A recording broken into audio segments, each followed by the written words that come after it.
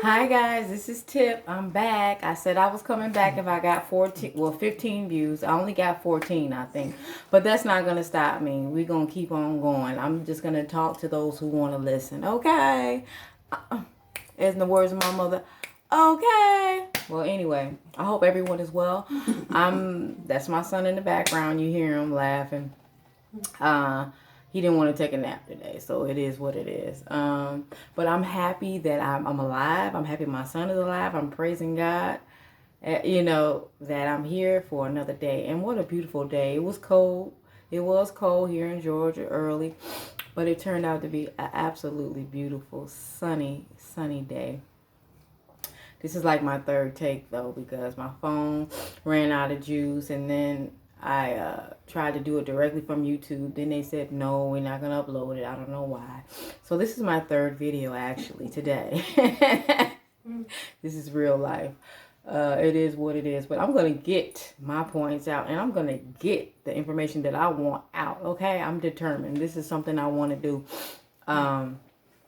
If I didn't, I would have been like, you know what? Maybe tomorrow. But no, this is important to me. I like to talk and I like to share information. So last week I talked about finding doctors, medical records. I told you that it's important that you look up all the doctor's credentials and any complaints. You know, it's important. Doctors do have complaints, so you can look up complaints as well. And see how long they've been actually working with, people, how long they've been a doctor, 5 to 10 years. You don't want to work with anybody that's only been working a year. They need work and they need, stuff too. They need people to start off with too. But yeah. And also medical records. Get your medical records as soon as you have your baby, especially if you have complications during your pregnancy and during delivery. Get those medical records, because once they're not available, and if it is the hospital or doctor's fault for what happened to your child, you don't have a case without those medical records. So that's what I just want to remind you of what we talked about last week. At this point, I want to talk about, what did I want to talk about? Just, a little bit more information on looking for a doctor. Another suggestion is that you can actually, pick the 3 best ones or the 3 ones you're considering and visit each office. Visit them.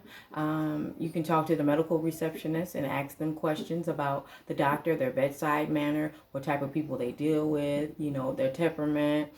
You can ask them questions like, if you guys decided to stop taking the medical insurance that I have, would you notify me by mail? Would you call me, email me, or would you just wait till I made an appointment and say, oh, we don't take your insurance anymore? So look for things like that.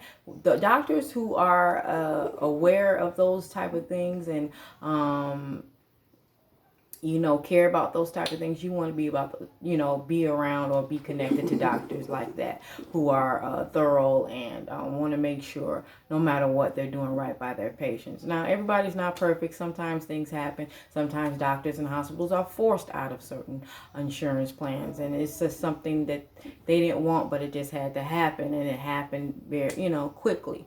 So we don't want to get down on them too hard, but it's good questions to ask. I think it's important. You need to know these type of things. I also wanted to talk about medications a little bit. Just a little brief talk about medications. I want to talk about cannabis oil. My son has second generalized epilepsy, and they say that cannabis oil helps with autism, epilepsy, and many other illnesses.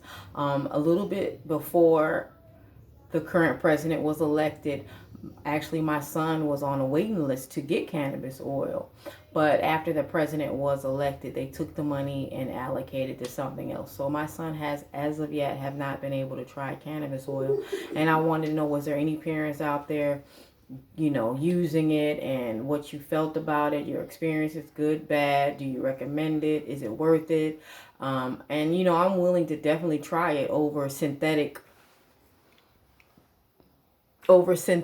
medication any day. Why not? It came from the earth. Cannabis came from the earth, and it leaves the body like it's supposed to.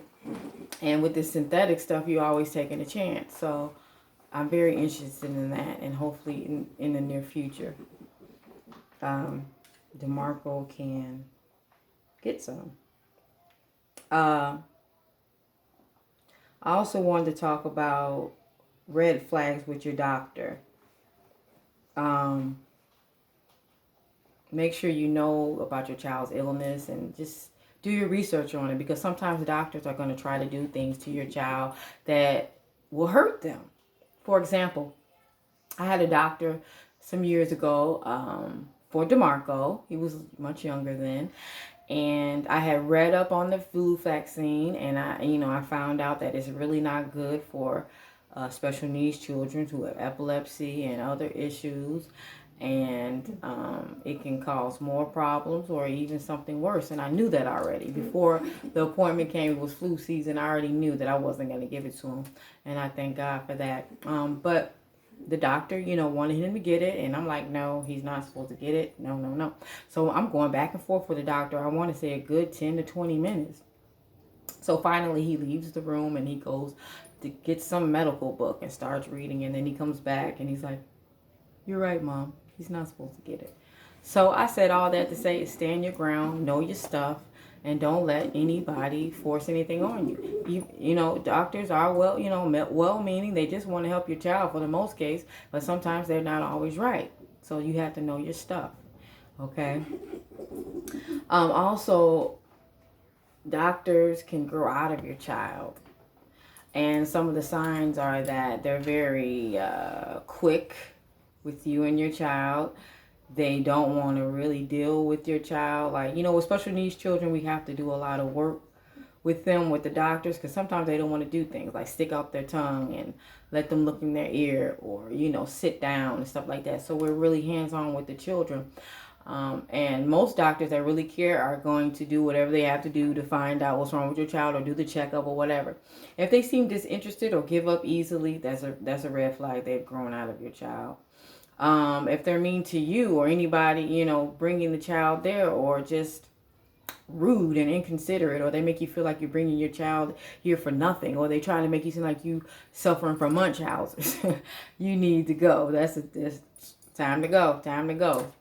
And I know it's hard finding doctors, and I know people with government plans, it's not as easy, but you can do it. It can be done. Whatever you got to do.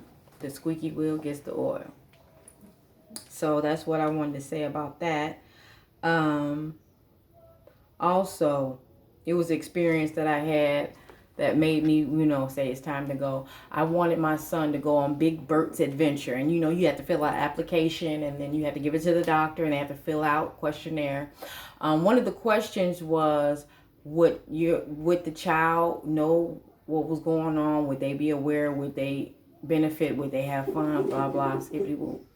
This doctor had the nerve to put down a question mark. Are you serious? You've been seeing my son for more than 3 years, and you don't know if he's aware of his surroundings and will have fun at Bert's Big Adventure? A paraplegic will have fun in Disney World. Okay, so just stop. And that was another thing that really put a bad taste in my mouth. It was just like, you don't even want my son to go on the trip. You're going to put a question mark? You couldn't put nothing down on there. You don't know my son. And I don't want you to be around him anymore. Long story short, we didn't get to go. He put a big question mark on there. But, that's here nor there. There was just an example of red flags when it's time to go. Also, I wanted to talk about Children's Healthcare of Atlanta. They have a law partnership, and where basically it helps special needs families or families that are connected to Children's Healthcare of Atlanta. They may not have my battery is about to die. They may not have a lot of money to afford a lawyer. So what they do is they hook you to a lawyer, and they can help you with certain things. 2 things I know for sure. They can assist you with your IEP and going to the meetings with you. And also housing. Sometimes people who have limited means can't fight like everybody else with a landlord. Can't, stay in a hotel or get a lawyer, And sometimes the landlords know it, and they take advantage of people that they know can't fight back. So these people step in to help you. It was a time where this lady was trying to evict me illegally. and I had the lawyer come in, step in, and everything was good. So I really recommend that. You might want to call Children's Healthcare Atlanta, get more information. But it's a law partnership, and they send you an attorney come out, and so it's good. It's good. I benefited. My son and I benefited very much.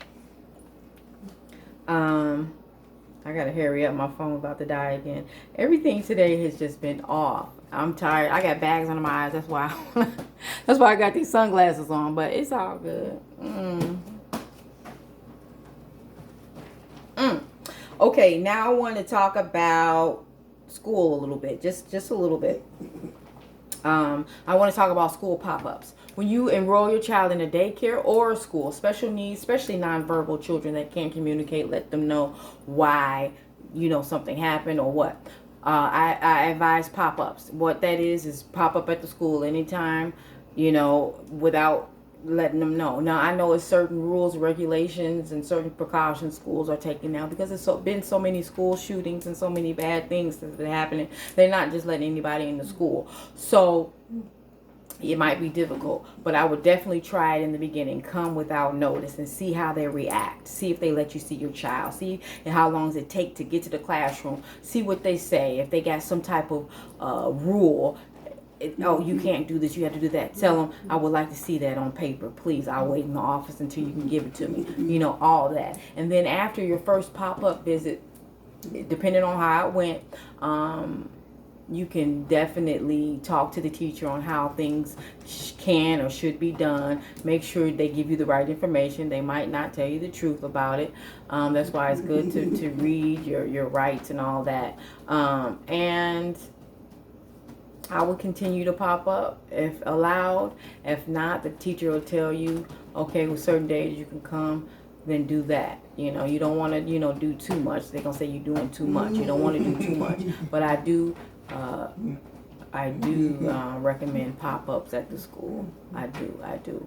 And with the IEP, you put down certain things.